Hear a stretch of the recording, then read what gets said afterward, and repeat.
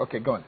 Okay, I wanted to, I still have one more question for him before I move on. Yeah. Now, you've talked about infrastructure that has been put in place, and believe me, no matter the amount of schools you build, no matter the amount of hospitals you build, or number of airports or everything, as long as the man on the street is hungry, as long as he doesn't have a job, it amounts to nothing to him.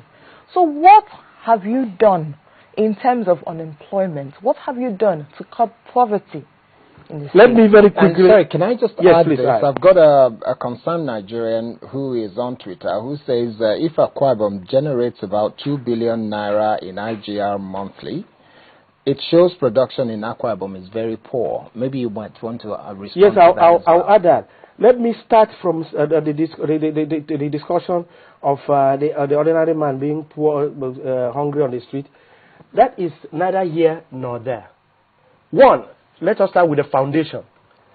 The foundation of economic development and transformation in any state begins with budgeting.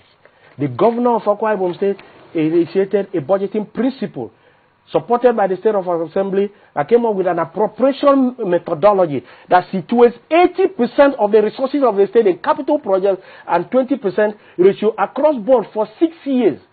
That has accounted for the transformation that we've witnessed in Akwa Ibom State and has jump-started serious activities in terms of construction, and all of these have generated employment through construction activities. Akwa Ibom is a construction site.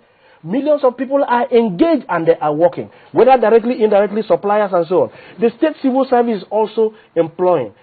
Very recently, last year, employment was opened. So many people were employed. Over 2,000 people were employed. Teachers were employed. Last year, about 2,000 teachers were employed, and right now we're employing more. That is as far as the civil service is concerned.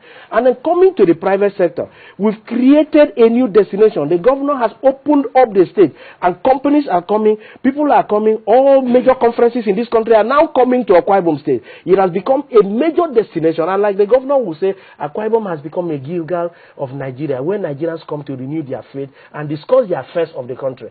Take a look, take an inventory from the entire Senate of the Federal Republic. 109 senators, they held their retreat 1 week in Uyo. Okay, we'll come back to you because and then we need to we are coming back to the issue of how this is helping in terms of we will discuss. internally generated revenue. We're going to have a lot of time on this program to talk. Now, let me ask you,